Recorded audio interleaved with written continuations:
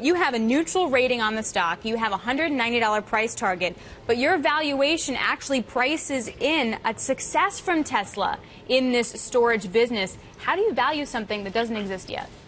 Yeah, well, I think it's important to separate out sort of the, Tesla as an innovator, Tesla in terms of, what they're doing with these plans versus how we ought to look at that from the financial markets perspective. What we do is just give them full credit for selling out the 15 gigawatt hours of the Gigafactory.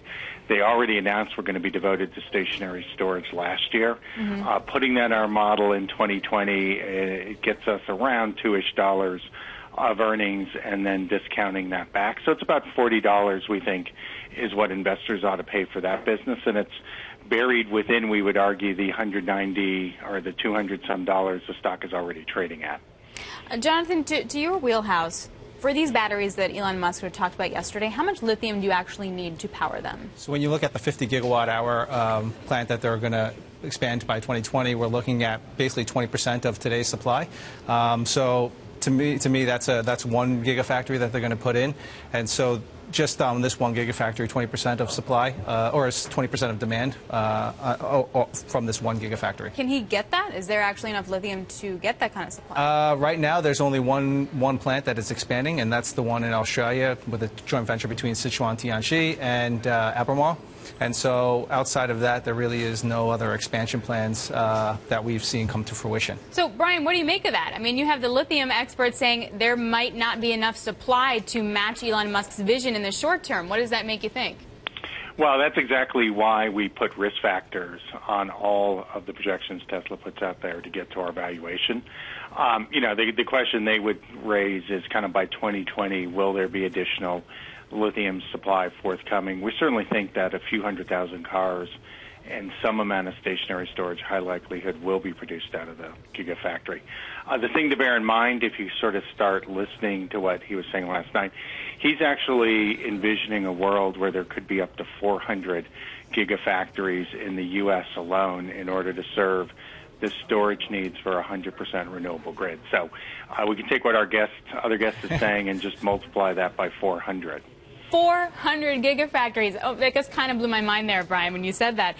What would something like that do to prices? I mean, you'd have to have massive amounts of supply that you can easily access, and it takes a while, at 18 months, right, to get lithium out of the ground. What do that do to prices? Well, there wouldn't be enough supply. I mean, you're looking at a 10 to 20-year scenario, I think, that Elon's looking at. It has to be, because there would be no other way of getting that much material out at that point, because all the premier assets that mine lithium today are currently being mined, and every other new project out there is going to be on the higher end of the cost curve, and so you're going to have a higher pricing scenario in that environment. So, Brian, you have a higher pricing scenario for the actual product, lithium. What does that do to the end user? I mean, you heard Elon Musk say anywhere between $3,000 and $3,500 for these batteries.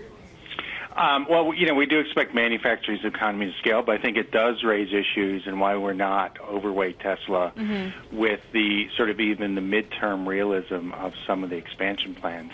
In fact, what it almost sounds like is we have these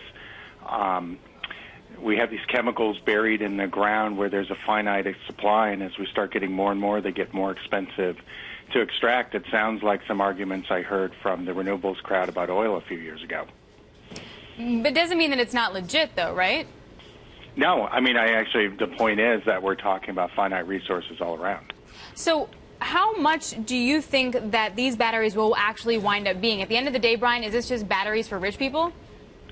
The home batteries, it's not clear even at $350 per kilowatt hour yet in the inverters if there's a case there outside of environments where it's subsidized. I'll give them an A+, though, for industrial design. It's certainly the most attractive-looking battery unit out there. For utilities, there's some numbers out there from third-party sources like Navigant that would look to about a 25 gigawatt-hour market sometime mid to late next decade to gigawatt hours. That does seems realistic and would play a role in smoothing out the variability of the grid that gets even more variable as you introduce renewables. Jonathan, how can Elon Musk go about by securing more supply? Is there anything he can do to commit to buying a certain amount to get companies to invest in their own operations? I think there's multiple ways of doing that. Supply offtakes could be happening, buying the actual resource itself. I think there's a whole multitude of ways of being able to secure that supply if you don't think it's available in the open market.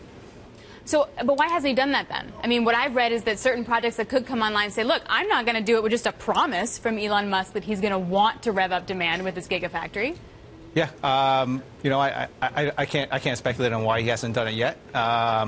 Obviously, this is a ramp up to the 50 megawatt hour plant by 2020. So he does have some time, but I wouldn't say it's eons of time. So, Brian, do you think that we'll see some kind of contracts that Tesla will have to commit to in order to secure this supply lineup? Well, they already have a contract with Panasonic for batteries between now and 2017, the ones coming from Japan. It seems to be a take-or-pay kind of contract, although many of the key provisions are redacted. That would imply perhaps for 2018 through 2020, whether it's with Panasonic or Panasonic to the upstream or the upstream directly to Tesla, that you might see similar sort of minimum maximums put into place. And Brian, when you take a look at the stock today, obviously it was down in the news. It's relatively flat. How quickly might we see some re-rating due to this expansion of Tesla? It's no longer a car company, right? Yeah, I mean, we're arguing the re-rating happened last winter when they went out with the original plans for the Gigafactory. And so this is just reifying, if you will, making real in terms of a tangible product some of the plans that we argue were already baked into the valuation a year ago.